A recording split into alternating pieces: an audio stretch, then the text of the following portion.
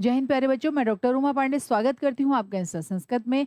Insta Sanskrit जहाँ आपको मिलता है कक्षा 4 से लेकर 12 तक के व्याकरण बिंदुओं और पाठ्य पुस्तकों की सरल व्याख्या। आज हम करने वाले हैं कक्षा 7 पाठ 6 संकल्पः सिद्धिदायकः, इसके अभ्यास प्रश्न। इस पाठ को हम पहले पढ़ चुके हैं, समझ चुके हैं और इसके जो मुख्य शब्दार्थ थे, इसके जो कठिन शब्दार्थ थे, उनको भी हमने अच्छे से जाना। और अब चलते हैं हम इसके अभ्यास प्रश्नों की। पहला प्रश्न है इसका, उच्चारणम कुरुत, उच्चारण कीजिए। ये जो चारणम कुरुत है, ये क्रिया क्यों दी जाती है? इसलिए दी जाती है क्योंकि इसके कई फायदे हैं। पहली बात, जब आप शब्दों का सही उच्चारण करेंगे तभी आप उन्हें सही लिख पाएंगे। ये पक्की बात है। यदि आपने शब्दों को गलत उच्चारित किया तो फिर आप उसको सही लिख ही नहीं सकते। तो इसीलिए शब्द को सही लिखने के लिए सही उच्चारण आवश्यक है। दूसरी बात, यदि आप संस्कृत के शब्दों का उच्चारण करते हैं तब आपकी वाणी की प्रखरता, आपके उच्चारण की क्षमता बढ़ती है, वो अच्छी होती है, वो और इम्प्रूव होती है ना। तो बहुत सारे लाभ हैं संस्कृत पढ़ने के, संस्कृत बोलने के बहुत सारे लाभ हैं। कभी विस्तार से बात करेंगे। अभी चलते हैं अभ्यास प्रश्न की तरफ। अभवत, अकथयत, अगच्छत, न्यवेदयत, अपूजयत, स्वपिति, तपति, प्राविशत, अवदत, वदति स्म, वसति स्म, रक्षति स्म, वदति, चरति स्म, करोति स्म, गच्छति स्म, अकरोत्, पठति स्म।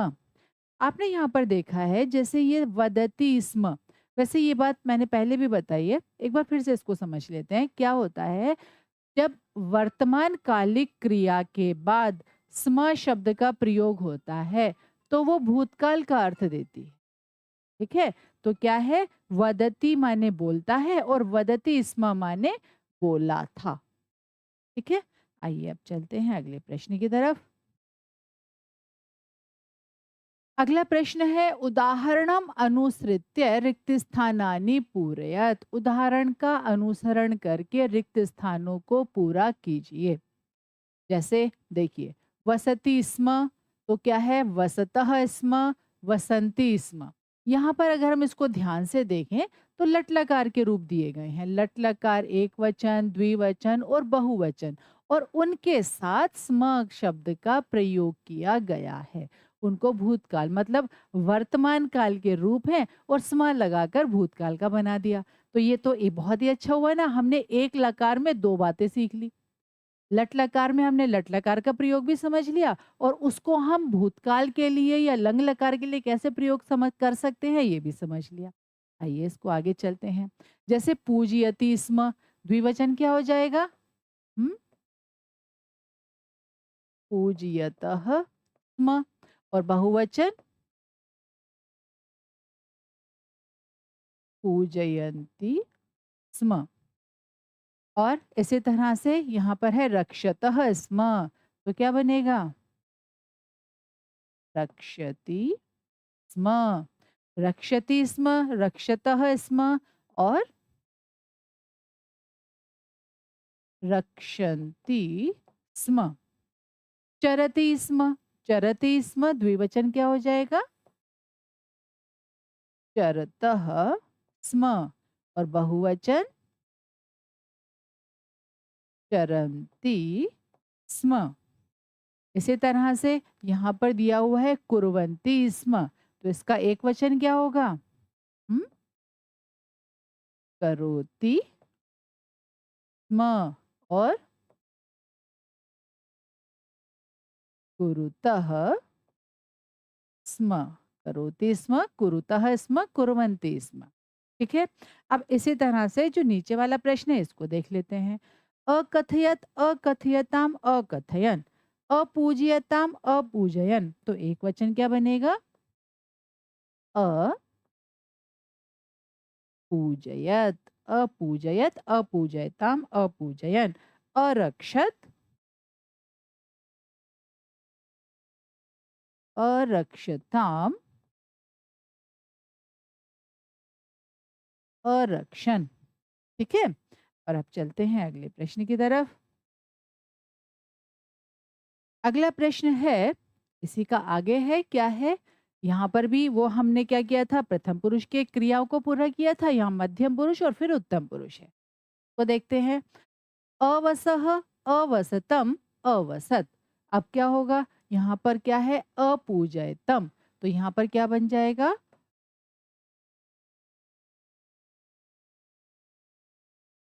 अपूजयतः, अपूजयतम और अपूजयत। ये ध्यान रखिएगा, यहाँ हलंत नहीं आएगा। अगर यहाँ आपने हलंत लगा दिया तो ये प्रथम पुरुष एक वचन की क्रिया हो जाएगी। प्रथम पुरुष एक वचन की क्रिया और मध्यम पुरुष बहुवचन की क्रिया में सिर्फ एक हलंत का अंतर होता है। इसीलिए जब भी आप धातु रूपों का प्रयोग करें तो बहुत ध्यान और बहुत समझ के साथ। इसी तरह यहाँ दिया हुआ है अचरत, तो क्या बनेगा इसका एक वचन? अचरह, अचरतम, अचरत।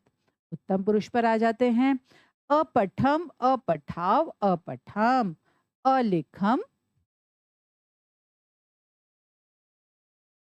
अलिखाव, अलिखाम, अलिखम, अलिखाव, अलिखाम। इसी तरह से अरचयाव दिया हुआ है तो क्या होगा? अरचयम, अरचयम। ठीक है? अरचयाव और अरचयाम, अरचयम, अरचयाव, अरचयाम। ठीक है? और अब अगला प्रश्न है, प्रश्नानाम उत्तराणि एक पदेन लिखत। एक पदेन मतलब एक शब्द में इन प्रश्नों के उत्तर लिखिए। तपह प्रभावात के सखायः जाता, तप के प्रभाव से कौन मित्र हो गए थे? कौन हो गए थे? हम्म? हिंस्र पशुवः, हिंस्र पशुवः, जो हिंसक पशु थे वो मित्र की तरह से व्यवहार करने लगे थे। पार्वती तपस्यार्थम कुत्र अगच्छत, पार्वती तपस्या के लिए कहाँ गई थी? हम्म?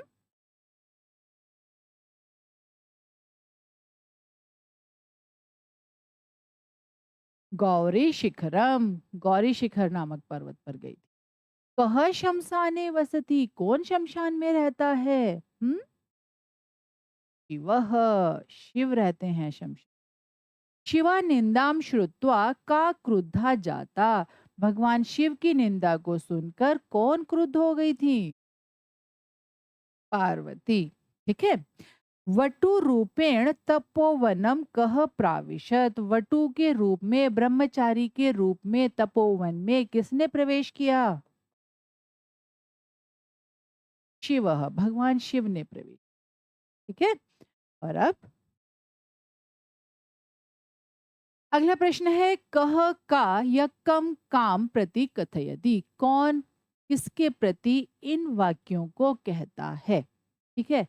तो अब देखते हैं इसको, जैसे यहाँ पर एक उदाहरण दिया हुआ है, वत्से तपः कठिनम भवति, हे पुत्र, हे पुत्री, जो तप है वो बहुत कठिन होता है। कौन कहता है? माता कहती है, पार्वती के प्रति कहती है, पार्वती से कहती हैं।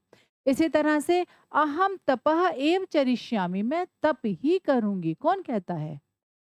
हम्म? पार्वती कहती हैं। और किसके प्रति कहती हैं? मातरम, माता के प्रति कहती। मनस्वी कदापि धैर्यम न परित्यजति, मनस्वी जो व्यक्ति होता है, मनस्वी जो योगी या मनुष्य होता है, वो कभी भी धैर्य को नहीं छोड़ता। कौन कहता है? पार्वती कहती हैं। किसके प्रति? विजयाम प्रति, विजया के प्रति कहती हैं। अपर्णा इति नामना त्वम प्रथिता, तुम अपर्णा नाम से प्रसिद्ध हो गई हो, कौन कहता है? उसकी जो सखी थी ना माँ पार्वती की, क्या नाम था? विजया। किसके प्रति कहती हैं? पार्वती। पार्वती के प्रति कहती। पार्वती प्रीतो अस्मि तव संकल्पेन, हे पार्वती तुम्हारे संकल्प से मैं प्रसन्न हूँ। शिव कहते हैं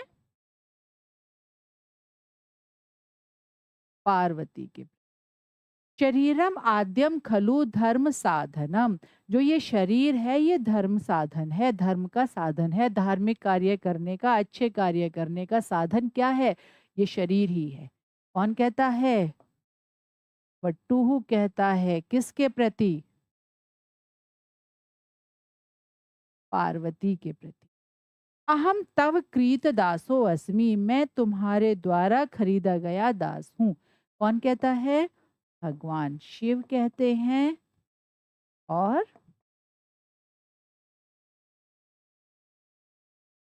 पार्वती के प्रति कहते हैं। ठीक है, और अब चलते हैं आगे।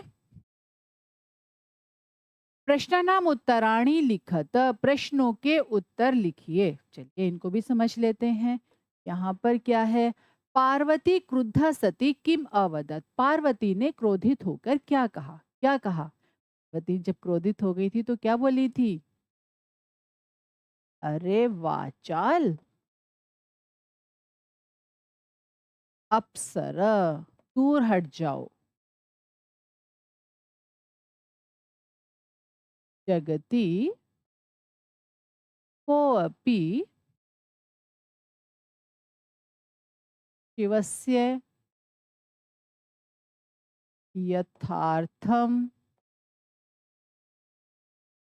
स्वरूपम न जानाति, इस संसार में कोई भी भगवान शिव के यथार्थ रूप को नहीं जानता। कह पाप भाग भवती, कौन पाप का भागी होता है? कौन होता है? यह निंदाम शृणोति सह पाप भाग भवती, जो निंदा करता है वो तो पाप का भागी होता ही है, ये तो पता ही है। लेकिन जो निंदा सुनता है वह भी पाप का भागी होता है। पार्वती किम कर तुम इच्छत, पार्वती ने क्या करने की इच्छा की? क्या करने की इच्छा की थी? पार्वती तपह कर तुम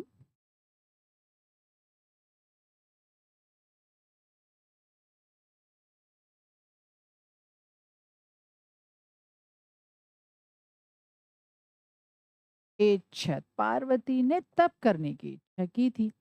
पार्वती कया साकम गौरी शिखरम गच्छति, पार्वती विजयया साकम गौरी शिखरम गच्छति, पार्वती विजया के साथ, जो उनकी सहेली थी विजया, उसके साथ गौरी शिखर नामक पर्वत पर गई थी। किस लिए गई थी? तप करने के लिए। मंजूषातः पदानि चित्वा समानार्थकानि पदानि लिखत, मंजूषा से पदों को चुनकर ये जो पद दिए गए हैं इनके समानार्थक पद हमें इनके सामने लिख लें। जैसे शिखायाम, तो शिखायाम का क्या हो जाएगा?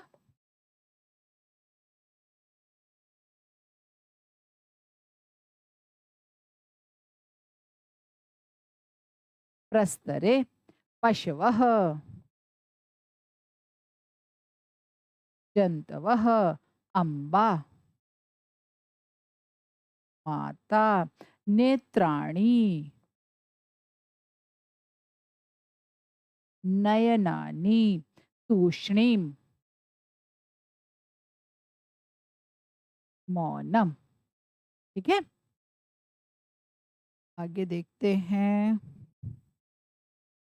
उदाहरणानुसारम पद रचनाम कुरुत, उदाहरण के अनुसार पदों की रचना कीजिए। जैसे यहाँ पर इन्होंने एक उदाहरण दिया हुआ है, इसी तरह से हमें ये जो क्रियापद हैं इनके लिए पद बनाने। जैसे वसति स्म, मतलब मैंने आपको बताया था कि लट लकार के पद के बाद, लट लकार के रूप के बाद यदि हम स्म शब्द का प्रयोग करते हैं तो वो क्या होता है, भूतकाल का बन जाता है। जैसे वसति स्म, या तो हम वसति स्म का प्रयोग कर सकते हैं या फिर हम अवसत का प्रयोग भी कर सकते हैं। तो ये दोनों एक तरह से समानार्थक हो गए, है ना? इसी तरह से क्या होगा, पश्यति स्म, तो क्या बन जाएगा? अपश्यत, अपश्यत। तपति स्म, अतपत। चिंतयति स्म,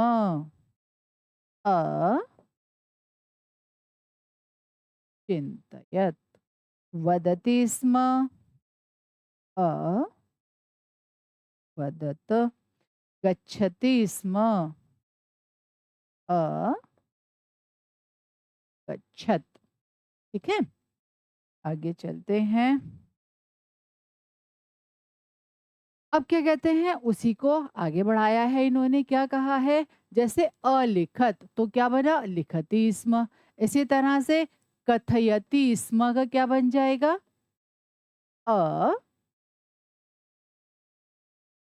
अकथयत।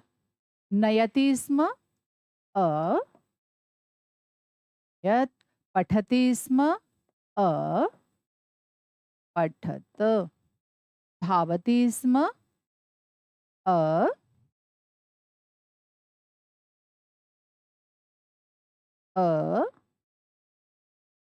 अधावत।